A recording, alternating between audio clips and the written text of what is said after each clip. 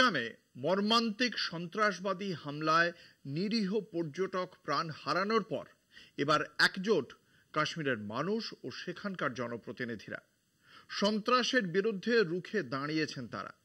এর আগেই কাশ্মীরের সাধারণ মানুষ পথে নেমেছেন, উপত্যকায় ধর্মঘটের ডাক দিয়েছিলেন তারা। পেহেলগামের মহিলারাও সন্ত্রাসবাদের বিরুদ্ধে তীব্র প্রতিবাদ করেছেন। এবার রাজনৈতিক স্তরে একজোট হল কাশ্মীর। জম্মু কাশ্মীর বিধানসভার বিশেষ অধিবেশনে সরকার ও বিরোধী পক্ষের সর্বসম্মতিক্রমে পাশ হয়েছে সন্ত্রাসবাদ বিরোধী প্রস্তাব। অন্যদিকে পেহেলগাম কাণ্ড নিয়ে পাকিস্তানের বিরুদ্ধে রাষ্ট্রসংঘে সুর চড়ালো ভারত। যদিও পেহেলগাম স্বাভাবিক হতে শুরু করলেও জম্মু কাশ্মীরের 48টি পর্যটন স্থল জঙ্গি হামলার আশঙ্কায় বন্ধ করে দিয়েছে প্রশাসন।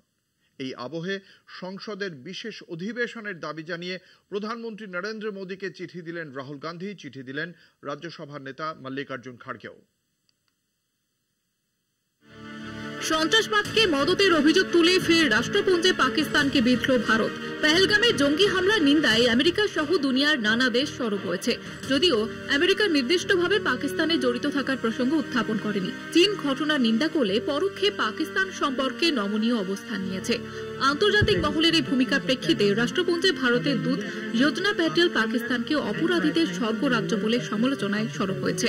যোজনা প্যাটেলের মতে 2008 সালে 26/11 মুম্বাই হামলার পরে পেহেলগামের জঙ্গি হানাতেই সবচেয়ে বেশি নিরস্ত্র মানুষের মৃত্যু হয়েছে।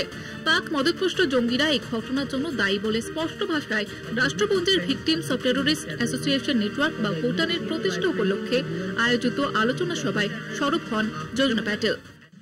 India deeply appreciates and values the strong, unequivocal support and solidarity extended by leaders and governments across the world in wake of the recent terrorist attack at Pahalgam, Union Territory of Jammu and Kashmir. This is a testimony to the international community's zero tolerance for terrorism. জঙ্গি আতঙ্ক দূরে সরিয়ে স্বাভাবিক ছন্দে ফিরছে পেহেলগাম। যদিও উপত্যকার নিরাপত্তা নিয়ে আর ঝুঁকি নিতে চাইছে না প্রশাসন। নতুন করে হামলার আশঙ্কায় এদিন রাজ্যের 48টি জনপ্রিয় পর্যটন স্থল সাময়িকভাবে বন্ধ রাখার নির্দেশ জারি করা হয়েছে। অনন্তনাগ জেলায় একাধিক জঙ্গির বাড়ি গুড়িয়ে দিয়েছে নিরাপত্তা বাহিনী। তবে তাতেও হামলার আশঙ্কা কমেনি। গোয়েন্দা সংস্থা সূত্রে দাবি, গত কয়েকদিনে রাজ্যের নানা প্রান্তে জঙ্গিদের একাধিক স্লিপার সেল সক্রিয় হয়ে উঠেছে। তাই আগাম নিরাপত্তা ব্যবস্থা হিসেবে বাছাই করা পর্যটন স্থল বন্ধ করা হয়েছে।